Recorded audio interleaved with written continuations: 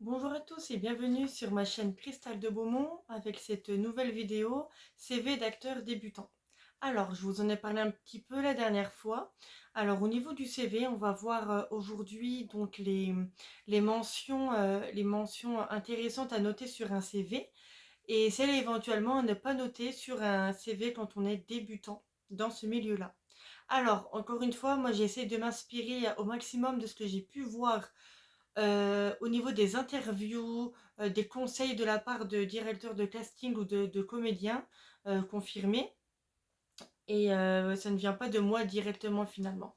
Alors, j'avais mon idée, mais besoin d'enrichir un peu tout ça. Alors, donc moi, mon CV, le voici, en gros. Donc, c'est un modèle pris sur Canva, c'est un modèle gratuit, donc accessible à tous, et neutre, parce qu'effectivement, j'ai pu voir qu'il était important de garder un CV déjà neutre. Ne pas partir sur un CV tout en couleur, pour la simple et bonne raison qu'au bout de 300-400 CV, ça peut, c'est pas que ça peut, c'est que ça tire les yeux, c'est fatigant. Donc le mieux c'est de rester sur quelque chose de simple, un modèle assez simple. On va éviter aussi les écritures un petit peu trop travaillées, qui elles aussi finalement tirent l'œil. Alors, donc moi j'ai sur mon CV j'ai noté donc mon âge et également l'âge d'apparence. Parce que pour un CV en fait, quand on vise un peu la comédie, généralement on va nous proposer sur les annonces, il y aura des tranches d'âge. Et ça va être des tranches d'âge, voilà, 25-35 ans, 40-45 ans, des choses comme ça. Évidemment, on va pas avoir pile poil l'âge. Ce qui est important de savoir, c'est quel âge est-ce que nous paraissons réellement. Donc, ce qui est intéressant, c'est de demander à des personnes que vous ne connaissez pas, qui auront vraiment un regard complètement neutre et extérieur à votre âge réel puisqu'ils ne vous connaissent pas. Et ça permettra de rester vraiment cohérent et crédible par rapport à l'âge d'apparence que vous pourrez noter sur le CV. Parce que quand vous allez pouvoir postuler, vous pourrez postuler pour un rôle un peu plus jeune si vous paraissez plus jeune, ou plus âgé si vous avez finalement un visage qui paraît plus âgé que votre âge réel. Ça, c'est important. Ensuite, ce qui est intéressant à noter aussi, moi étant débutante, finalement, je ne peux pas noter que j'ai fait les cours Florent. Bon, après, encore une fois, il y a beaucoup de comédiens qui n'ont pas fait les cours Florent et ça n'empêche pas de réussir, hein, tout comme il y a beaucoup de comédiens qui ont fait les cours Florent mais qui pour autant ne percent pas derrière. Donc finalement, on a de tout, ou alors qui s'orientent dans des branches complètement différentes. Donc ce n'est pas un passage obligatoire. On a beaucoup d'autres grandes écoles aussi. Mais moi, personnellement, proche de chez moi, j'ai pas d'école. Je suis là, comment? En phase de stage et d'apprentissage à la Comète de Châlons-en-Champagne. C'est-à-dire que là, ce week-end, j'ai un stage, pardon, et je vais justement vous faire une vidéo prochainement qui portera sur mon retour de stage, sur comment ça s'est passé. C'est hyper intéressant. Et puis aussi, je vais prendre des cours hebdomadaires dès le mois de janvier. Voilà, donc c'est quand même important quand on n'a pas de valise, de pouvoir se les donner soi-même ces valises-là, les alourdir de soi-même, parce que finalement, une personne qui va recevoir un CV, mais qui n'aura zéro expérience et qui finalement ne tentera même pas un petit peu d'approche au théâtre pour déjà un petit peu, voilà, voir, est-ce que vraiment ça me plaît? Est-ce que finalement c'est ça que je recherche? Est-ce que c'est pas une chose, voilà, un métier ressemblant mais pas finalement, pas totalement celui-ci. Voilà, c'est important finalement de faire des stages et de voir un peu tout ça. Donc moi j'ai noté en phrase d'accroche, voilà, que j'étais actuellement en, en formation, donc voilà, sur la comète de Châlons-en-Champagne. Ensuite, ce qui est important aussi, alors vous pouvez prendre un pseudo, c'est autorisé. Par contre, si vous mettez un pseudo, vous devez absolument mettre votre nom réel en dessous. C'est hyper important et surtout obligatoire et primordial. Il faut qu'on ait quand même connaissance de votre réelle identité, ne serait-ce que si vous êtes pris pour un rôle. Après, même si c'est pour de la figuration et non pas pour un petit rôle ou ni voilà pour une silhouette, une publicité, peu importe, il y aura des factures à générer, donc il faut que ce soit votre nom qui apparaisse aussi dessus. Voilà. Parce que finalement, voilà, on déclare tout, tout est déclaré, donc c'est important de ne pas garder que le pseudo. Alors, également, moi, j'ai fait le choix, ce n'est pas obligatoire de mettre ma photo, ma taille et mon poids. Alors, la photo, on évite les selfies. Il faut savoir que pour une candidature, très souvent, on va vous demander des photos en portrait, souvent deux, oui, deux, dont une en selfie et deux photos de la tête aux pieds. Alors, pour les photos selfie, moi, je suppose, hein, j'en ai déduit que c'est parce que très souvent, c'est pas les photos qui nous mettent le plus en valeur, hein, les selfies, mais ça leur permet de voir justement, selon les angles de caméra, si vous restez quand même photogénique ou non. Parce que ça, c'est quand même très important, malheureusement, dans cette industrie, de rester très photogénique. Voilà. Donc, il faut savoir se mettre en valeur.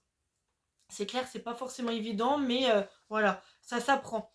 Donc, j'ai choisi un fond neutre, le même qu'il y a derrière moi, parce qu'il faut éviter finalement d'avoir un fond trop encombré qui finalement vous volerait un peu la vedette parce que ça attirerait trop l'œil sur le fond et non plus sur vous. Or, c'est vraiment vous qui est important quand on envoie un CV. Ensuite, j'ai mis donc ma taille, mon poids. Même si on joint des photos de la tête aux pieds, ça permet finalement qu'ils arrivent à se faire réellement une idée de notre morphologie. La morphologie, c'est super important parce que eux, quand ils ont un rôle en tête, dont je parle des réalisateurs, quand ils ont un rôle en tête, un personnage en tête, ils s'imaginent la morphologie, la personne, la silhouette un petit peu, voilà. Ils savent un peu ce qu'ils veulent. Donc, c'est important quand même de rester honnête là-dessus. Alors, et puis si on est amené à perdre du poids, je ne sais pas moi, vous perdez 10 kilos, effectivement, remettez votre nouveau poids, mettez le CV à jour, et puis si un jour vous repostulez pour finalement un même réalisateur, une même société, une même boîte de production par exemple, et qu'ils ont déjà votre CV, parce que parfois on va vous dire si on a déjà votre CV, ne le réenvoyez pas si vous êtes déjà connu, voilà, de chez nous. Si vraiment vous avez changé, enfin perdu du poids, fait de nouvelles photos ou entre-temps fait de nouvelles bandes démo et que vous avez un peu amélioré tout ça, votre travail, eh bien renvoyez-les. Renvoyez-les puisque c'est nouveau, c'est plus récent et donc vous avez peut-être fait de nouvelles propositions plus jolies, plus intéressantes aussi. Puis ça leur permet de voir que finalement vous travaillez dessus de vous-même et vous ne vous laissez pas porter que par un premier CV envoyé une première fois. C'est très important. Alors, quand vous n'avez pas énormément d'expérience, mis à part noter si vous êtes en formation ou non, ça va être de noter si vous avez un très bon niveau en termes de sport, par exemple.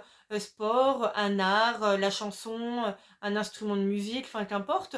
Si vous avez un très bon niveau, et non pas un niveau scolaire, où là ce sera nettement moins intéressant, même si vous êtes bilingue, trilingue, voilà, si c'est un très bon niveau, il faut noter tout ça. Parce que ça peut être intéressant pour un rôle et puis parfois aussi ils ajoutent un petit peu finalement ce que vous savez faire, vos qualités, des fois les greffer à un rôle ou alors vous allez pouvoir le proposer finalement. Ça s'est déjà vu donc c'est intéressant aussi. Tout le monde apporte un petit peu du sien. Voilà, donc pour l'ensemble du CV, hein, donc j'ai essayé de faire moi mon maximum. Alors selon les retours que je pourrais en avoir, je vous ferai des retours. Voilà, à savoir si finalement j'ai peut-être quelque chose qui ne va pas du tout, qu'il fallait pas noter comme ça, ou à l'inverse, une chose que peut-être je n'aurais pas notée. Alors j'ai quand même essayé de rester très vigilante par rapport aux demandes de directeurs de casting, hein, de toute manière. Après, hein, dans l'envoi du mail, hein, quand on vous demande des informations, forcément vous les insérez avec les photos, etc. Alors les photos, c'est pareil. Prenez-en grand soin. Faites attention à envoyer vraiment des photos, vraiment des photos assez percutantes. Voilà, avec un regard qui parle pour vous, avec un fond qui ne va pas vous voler finalement votre expression, etc. C'est super important. Voilà, donc pour l'ensemble. Alors, n'oubliez pas de vous abonner à ma chaîne si ce n'est pas déjà fait, à me laisser un petit commentaire si c'est nécessaire, un petit pouce, et puis surtout activer la cloche des notifs pour recevoir les prochaines vidéos. À savoir que la prochaine vidéo va porter sur mon retour de stage, où là ça va devenir vraiment super intéressant de vous faire un vrai retour. De plus, je suis en phase de terminer ma bande démo, qui était finalement le dernier point sur lequel je travaillais, puisque mes photos sont terminées et le CV aussi. Ça va me permettre finalement, une fois la bande démo terminée, alors ce n'est pas obligatoire généralement, mais très souvent ça va être recommandé, Et moi, n'ayant pas d'expérience, alors la plupart du temps, les bandes démos, on va récupérer un petit peu des bribes de certains films qu'on a pu faire, par exemple. Moi, n'en ayant pas à m'apporter, j'ai décidé de faire une bande démo que j'ai créée de toutes pièces. Voilà, en leur montrant finalement des différents personnages que je peux éventuellement proposer. Voilà, pour être aussi plus cohérent. Montrer que j'ai quand même un petit quelque chose, que j'essaie de proposer quand même quelque chose et pas être envoyé finalement, enfin, voilà, une candidature vide. C'est quand même important de montrer un maximum. Donc la bande démo va quand même avoir un rôle très important aussi lorsque vous postulez. C'est super important. Ça leur permet vraiment d'en savoir beaucoup plus sur vous et finalement, voilà, de voir que vous en voulez aussi. Alors voilà, bah écoutez, moi j'arrive à la fin de ma vidéo concernant le CV d'acteur débutant. Alors pour ceux qui souhaitent se lancer dans ce métier-là, euh, et puis finalement voilà, si vous n'avez rien finalement pas de valise, rien du tout, n'hésitez pas à vous rapprocher de moi. J'essaierai de vous aider, voilà, de vous orienter un maximum vers ce qui peut être le mieux aussi pour vous, pour le CV, puis pour finaliser un petit peu tout ça. Juste une petite erreur que j'ai glissée dans ma première vidéo, donc la vidéo ne portait pas sur ça exclusivement, donc je ne l'ai pas refait. Malgré tout, j'en avais touché deux mots concernant la self-tape où je vous disais que c'était une vidéo d'une trentaine de secondes où il fallait se présenter pour qu'ils voient un petit peu de la manière qu'on s'exprime, notre voix, etc. J'ai confondu avec la vidéo de présentation. Ça, c'est vrai que beaucoup confondent encore. Ça, c'est la vidéo de présentation. La self-tape, c'est ni plus ni moins un casting à distance. Ça va être, voilà, on va vous demander une self-tape, donc en relation avec le personnage. Alors, soit on va vous envoyer un texte à apprendre et vous allez envoyer vos propositions, soit finalement, vous n'aurez pas de texte, on va rien vous envoyer et ce sera à vous de le créer toute pièce par rapport à l'éventuel personnage qu'on pourrait avoir besoin donc, dans un film. Donc là, la self-tape va consister à voilà, faire une proposition par rapport au texte que vous aurez ou que vous allez écrire vous-même finalement. Et puis l'envoyer. La self-tape, c'est finalement le casting à distance. Et suite à cela, ils gardent une partie des personnes qui ont candidaté, sauf s'ils trouvent vraiment le gros coup de foudre avant, ce qui peut arriver. Autrement, s'ils n'ont pas trouvé le coup de foudre, mais qu'il y a plusieurs personnes susceptibles d'être le personnage clé, eh bien, ils vont simplement vous proposer de venir directement sur place en physique et finalement faire ni plus ni moins un second casting. Alors ça porte un nom, j'ai plus le nom en mémoire, mais c'est ni plus ni moins un second casting, mais voilà, qui aura été dégrossi, tout simplement. Voilà, bah écoutez, n'oubliez pas de vous abonner, de me laisser un petit pouce, de partager aussi, et puis d'activer la cloche. Et puis en attendant, moi je vous souhaite un bon courage pour tous ceux qui se lancent dans ce milieu-là.